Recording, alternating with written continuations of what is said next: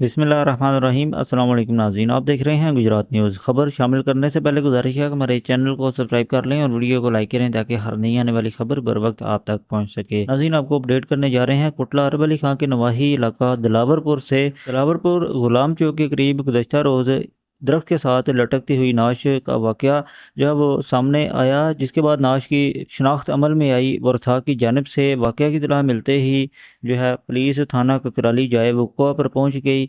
जिसके बाद जो वरसा हैं उनकी जानिब से उन्हीं के गांव गरेरा के रिहायशी दो अफराद के ख़िलाफ़ जो है वो मुकदमा दर्ज करवा दिया गया थाना ककराली में।